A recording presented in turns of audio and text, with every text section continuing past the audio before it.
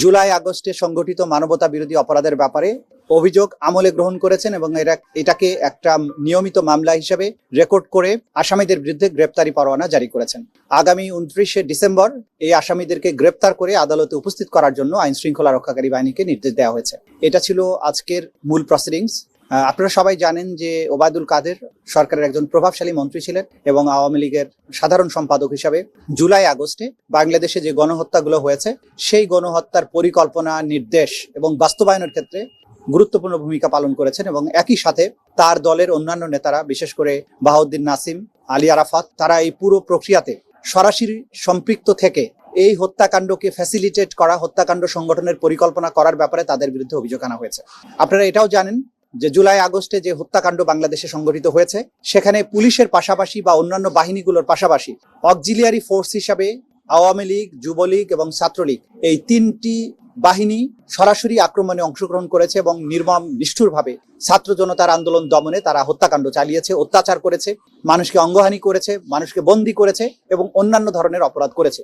সেই কারণেই ওবায়দুল কাদেরকে এখানে তার কমান্ড রেসপন্সিবিলিটির কারণে এই মামলার আসামিভুক্ত করা হয়েছে এবং অন্যান্য যাদেরকে এখানে আসামি করা হয়েছে তারা প্রত্যেকেই শীর্ষস্থানীয় নেতা, তার নিজ নিজ অর্গানাইজেশনে সেই কমান্ড রেসপন্সিবিলিটির কারণে তাদেরকে আসামিভুক্ত করা হয়েছে। এবং আমরা এই প্রতিশ্রুতি ব্যক্ত করছি, জুলাই আগস্টের এই যে জঘন্য মানবতা বিরোধী অপরাধ যেটা বাংলাদেশে সংঘটিত হয়েছে, আপামর জনসাধারণের উপরে, তরুণ, যুবা, ছাত্র ছাত্রী এবং শিশু কিশোরদের উপরে এই হত্যাকাণ্ডের বিচার নিশ্চিত করার ব্যাপারে সরকার দৃঢ় প্রতিজ্ঞ। সেই বিচার নিশ্চিত করার যে ধাপ, সেই তদন্তের ধাপগুলো অতিক্রম করে আজকে যেহেতু ফর্মাল তদন্ত রিপোর্ট এসছে এবং এরপরে আনুষ্ঠানিকভাবে অভিযোগ তাদের বিরুদ্ধে দাখিল করা হয়েছে, আমরা দৃঢ় প্রতিজ্ঞ তাদের ব্যাপারে এই বিচার প্রক্রিয়া যথাযথ প্রক্রিয়ার মধ্য দিয়ে সামনে অগ্রসর হবে এবং আমরা নিশ্চয়ই শেষ দিন পর্যন্ত সকল আসামির বিচার এবং তাদের যে প্রাপ্য সেটা নিশ্চিত করতে আমরা কাজ করব। Thank you. আসামিদের অবস্থান? আসামিরা প্রত্যেকেই পলাতক আছেন, এই জন্য আইন শৃঙ্খলা রক্ষাকারী বাহিনীকে নির্দেশ দেওয়া হয়েছে তাদেরকে গ্রেপ্তার করে আদালতে উপস্থিত করার জন্য।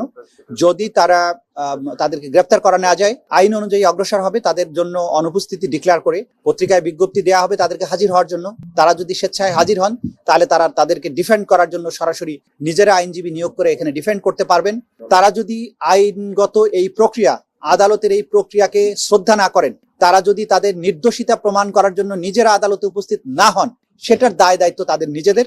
ন্যায় বিচার তাদের এই পলায়নের জন্য বসে থাকবে না। তখন বাংলাদেশের প্রচলিত আইন অনুযায়ী এই আসামিদেরকে পলাতক ঘোষণা করে তাদের পক্ষে রাষ্ট্রের পক্ষ থেকে আইনজীবী নিয়োগ করা হবে যদি তারা হাজির না হন এবং এরপরে আইনসম্মত প্রক্রিয়ায় এই বিচারটি সামনে অগ্রসর হবে।